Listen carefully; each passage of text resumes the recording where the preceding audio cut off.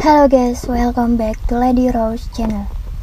Hari ini aku akan membawakan satu kasus yang terjadi di Indonesia, tepatnya di Pulau Bali. Sebelum aku bahas kasusnya, jangan lupa ya, subscribe, like, comment, share, dan nyalain juga lonceng notifikasinya agar kalian gak ketinggalan video-video terbaru dari aku. Jadi teman-teman, kali ini aku akan membahas sebuah kasus yang cukup memilukan guys. Kasus ini terjadi pada tahun 2019 lalu. Nimade Ayu Sherly Mahardika 20 tahun adalah seorang mahasiswi cantik di Universitas Pendidikan Ganesha Singaraja.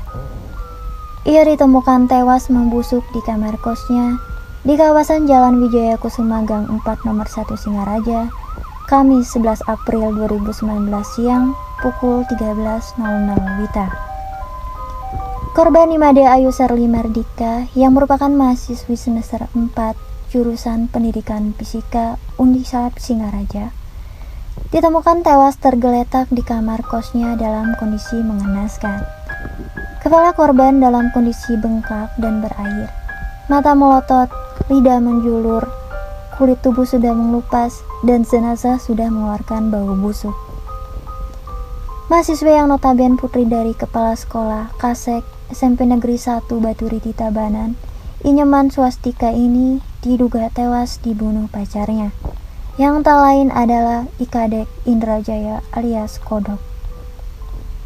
Pengungkapan kematian tragis mahasiswi cantik asal Banjar Senganan Kanginan, Desa Senganan, Kecamatan Penebel, Tabanan ini bermula saat teman-teman kuliahnya kehilangan kontak dengannya.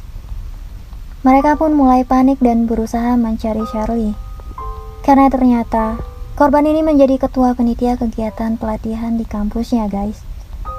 Korban Nimade Ayu Sherly diketahui terakhir kali datang ke kampus dan menjalani kuliah pada Senin 8 April 2019 pagi. Sedangkan teman-teman sesama panitia kegiatan pelatihannya di kampus terakhir kali berkomunikasi via WA dengan korban Ayu Sherly Senin malam pukul 19.30 WITA. Setelah itu, Ayu Sherly menghilang bak di telan bumi. Sehari berikutnya, Selasa 9 April 2019, teman-temannya berusaha mencari Ayu Sherly di tempat kosnya di Jalan Wijaya Kusuma, Gang 4 nomor 1 Singaraja, yang berlokasi di Kelurahan Banyuasri, Kecamatan Buleleng. Saat itu motor Honda Scoopy warna krim plat DK 2495HC dan helm milik korban masih terparkir di garase kos-kosan. Tapi saat pintu kamar kos korban di lantai 2 digedor-gedor, tak ada sahutan. Ada 4 teman kuliah yang malam itu mendatangi tempat kosan korban, termasuk Meli Triastuti. Mereka tidak menaruh curiga karena melihat kunci kamar kos korban ada di sela-sela jendela. Mereka mengira korban Ayu Sherly sedang keluar kos. Namun nyatanya, hingga Rabu 10 April 2019, korban Ayu Sherly belum kunjung muncul. Ponselnya juga tidak aktif. Sampai akhirnya teman-teman korban mencoba menghubungi ibundanya Ayu Sherly, yakni Ninyoman Sarini. Mereka pun mendapat persetujuan dari ibunda korban untuk membuka kamar kosnya pada Kamis 11 April 2019. Adalah Iputu Albert Purnama Putra, teman sekelas korban yang mendapat tugas untuk membuka kamar kos Ayu Sherly pada Kamis siang pukul 13.00 WITA. Pintu kamar belum sempat dibuka semua, bau busuk langsung menyeruak keluar dari dalam ruangan. Penemuan korban Nimade Sherly Mahardika membuat geger masyarakat sekitar kos.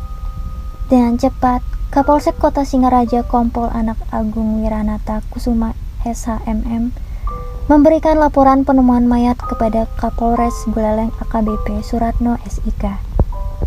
Dari petunjuk Kapolres Buleleng, selanjutnya tim Street Lion Polsek Kota Singaraja yang dipimpin langsung oleh Kapolsek Kompol Anak Agung Wiranata Kusuma SHMH yang di backup Satreskrim Polres Buleleng di bawah pimpinan Kasatreskrim Polres Buleleng AKB Mikael Hutabrat SHSIK MH melakukan olah kejadian perkara. korban Ayu Sherly sudah tewas membusuk di kamar kos.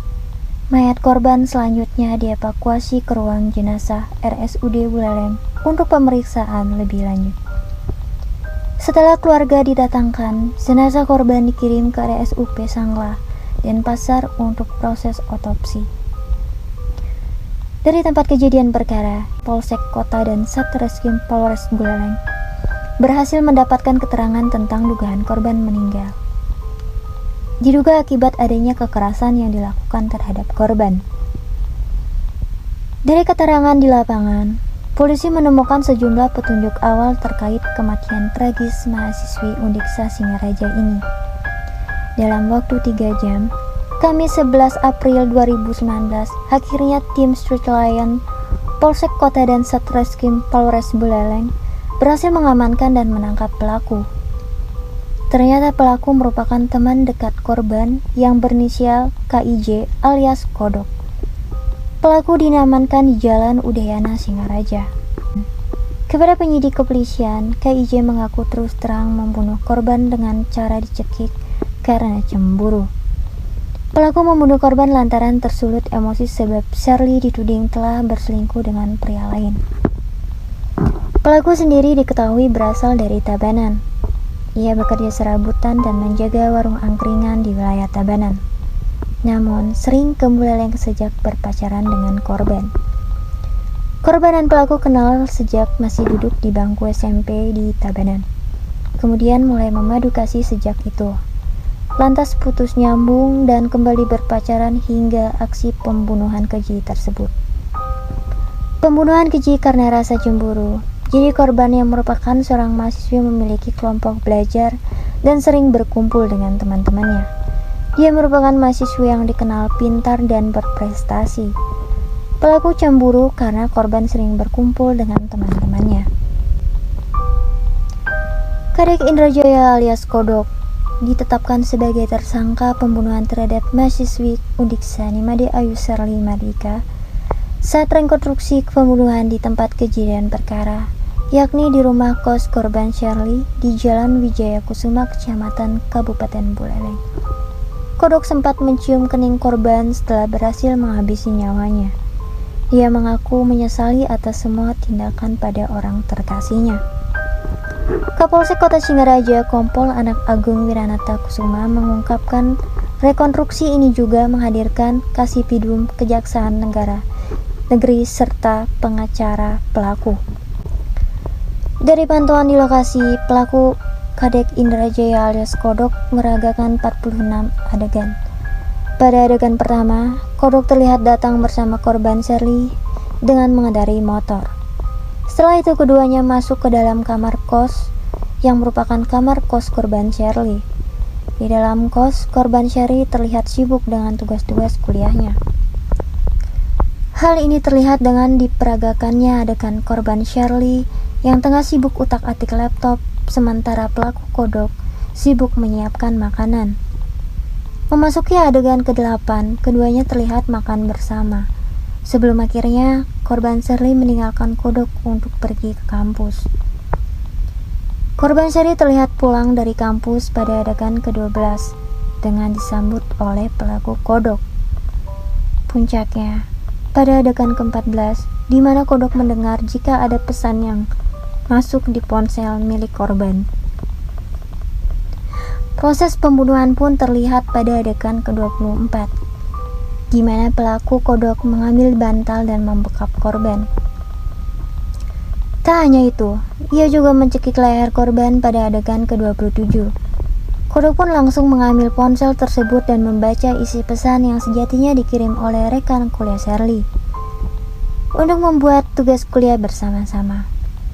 Hingga terjadilah adu mulut antara korban Sherly dan pelaku Kodok.